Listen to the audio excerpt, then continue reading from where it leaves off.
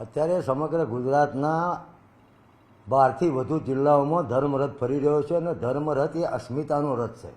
અમે ધર્મરથના માધ્યમથી લોકો સુધી, પ્રજા સુધી અમારી વાત પહોંચાડી રહ્યા છીએ કે આ જે બેન બેટીનું અપમાન થયું અને એક વ્યક્તિને મહત્ત્વનો માન્યો, ક્ષત્રિય સમાજ અને અન્ય સમાજો જે ટેકો આપ્યા છે એની કોઈ વેલ્યુ ભારતીય જનતા પાર્ટીને નથી. એટલે ધર્મરથમાં અમે પણ જોડાયા હતા. હું ગઈકાલે અંબાજી હતો અને અંબાજીથી આ રથનું પ્રસ્થાન થયું. માતાજીની ધજા ચડાવી, મા અંબેના ચરણોમાં અમે આશીર્વાદ લીધા. 1500 ગાડીઓ હતી અને 2 દિવસ ફર્યો. હજુ રથ ચાલુ જ છે. ગામે ગામ તમામ સમાજો, કાલે અમને રાજપુરોહિત સમાજ, આદિવાસી સમાજ, મોલે સલામ સમાજ, ઠાકોર ક્ષત્રિય સમાજ, કોઈ સમાજ એવો નથી. અમારી એક સોસાયટીમાં મિટિંગ હતી તો એમાં સોની સમાજના, પાટીદાર સમાજની ને બ્રહ્મ સમાજની બહેનો પણ હાજર હતી. અને મેં પછી કાર્યક્રમ પત્યા પછી પૂછ્યું કે બહેનો અમારી વાત સાચી હોય તો સમર્થન આપજો. તો અન્ય સમાજની બહેનો ક્યારે સભામાં આવી હોય કે જેમને આ વાત. અને તમે જે ફોર્મની વાત કરો છો કે સરકાર માહિતી માગી રહી છે, સરકાર ગભરાયેલી છે. રતનપુરના સંમેલન પછી સરકાર ગભરાયેલી છે. એટલે સરકાર આ આંદોલનને તોડવા માટે પોલીસ ડિપાર્ટમેન્ટ થ્રુ, મેં અગાઉ પણ તમને વાત કરી હતી, અમારા કાર્યકરોને ધાક ધમકી આપી રહી છે, દબાઈ રહી છે. એ લોકો જે માહિતી શાના માટે માગી રહ્યા છે? એમને ખબર છે કે આ ધર્મરથ નીકળ્યો, આ ધર્મરથ હવે કોઈ જાતિ કે કોઈ ચોક્કસ સમાજની વાત જ ના રહી, અસ્મિતાની વાત રહી. એટલે એને અભૂતપૂર્વ સમર્થન મળી રહ્યું છે. એટલે આઈબી અને જે તે જિલ્લાના એસપી એ આ માહિતી માગી રહ્યા છે. ઉઘરાવો માહિતી તમારે જેવું. અમારે કશું કુંડળીમાં ગોળ ભાગવાનો નથી. ભારતીય જનતા પાર્ટીને હવે રૂપાલા પૂરતો નહીં, અમને તો 25 બેઠક ઉપર રૂપાલા દેખાય છે. એટલે તમારે જે માહિતીમાં તમે ફોર્મ છાપ્યા વગર સીધું અમને પૂછી લો તો હું તમને ગઈકાલે 2 દિવસ જે ફર્યો એનો ડેટા તમને આપું. અમારા બધા આગેવાનો ફરી જ ગયા છે. એટલે એ એમનો વિષય છે કે શું માહિતી લેવી ના લેવી, એ પણ માહિતી અમે જ તમને આપી એવી માહિતી છે. આપે પૂછ્યું કે પુરુષોત્તમભાઈ રૂપાલાના નિવેદન પછી નિવેદનો આવી રહ્યા છે, અલગ અલગ નિવેદન આવી રહ્યા છે.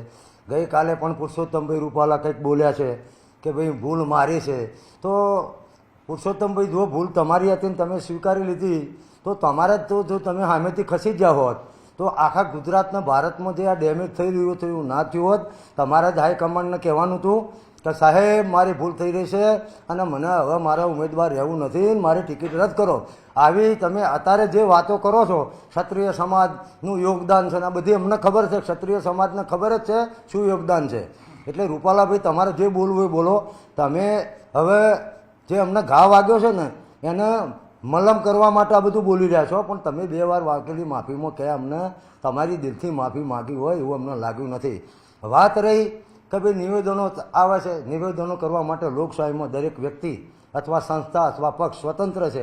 એને ક્ષત્રિય સંમેલન સમિતિ, આપણી અમારી જે છે સંકલન સમિતિ, એના કંઈ લેવા દેવા નથી.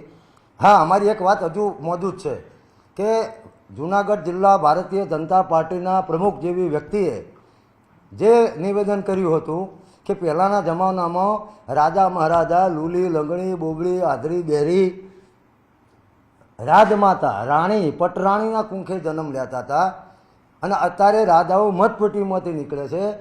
આ વાત માટે મેં 2 દિવસ પહેલાં પણ ભારતીય જનતા પાર્ટીના પ્રદેશ પ્રમુખ CR પાટીલજી અને હાઈકમાન્ડને કીધું હતું કે રૂપાલા બોલ્યા, તમે ટિકિટ ના કાપી. હવે તોય તમારા જવાબદાર આગેવાનોના જોડે શું તમે આવી રીતે વ્યૂહાત્મક રીતે ક્ષત્રિય સમાજનું અપમાન થાય એવું જાણી જોઈને બોલાવી રહ્યા છો? અને જો તમે એનાથી સંમત ના હોય તો તમે આ 3 દિવસ થયા, એક બાજુ તમે એમ કહો છો કે ક્ષમા વિરસ્ય ભૂષણમ, ક્ષત્રિય સમાજ માફ કરી દે, ક્ષત્રિય સમાજ, તો તમારા જ આગેવાનો વારંવાર આવો વાણી વિલાસ કરી રહ્યા છે. તો તમે એમના ઉપર કોઈ પગલો લેવા માગો છો કે નહીં? અને નથી લેતા. આજે 3 દિવસ થયા. તો અમે એવું સમજીએ છીએ કે ભારતીય જનતા પાર્ટીનું હાઈકમાન્ડ પુરુષોત્તમ રૂપાલાની વાણી વિલાસ સાથે તો સંમત હતું જ, પણ કિરીટ પટેલ જે જૂનાગઢના ભાજપના પ્રમુખ છે એમની સાથે પણ એ સમર્થ છે અને એની સાથે એમની સંમતિ છે એવું ગુજરાતનું તમામ ક્ષત્રિય સમાજ અને ક્ષત્રિય સમાજને ટેકો આપવાવાળા તમામ સમાજો આવું માનશે. એટલે પાટીલ સાહેબ, તમે આ વિશે અમે જે પ્રશ્ન પૂછ્યો છે એનો અમે જેમ મીડિયાના માધ્યમથી પૂછે છે એમ તમે અમને મીડિયાના માધ્યમથી આટલો જવાબ આપજો કે તમે આવું કિરીટ પટેલ ઉપર કંઈક કરવા માગો છો કે નથી માગતા.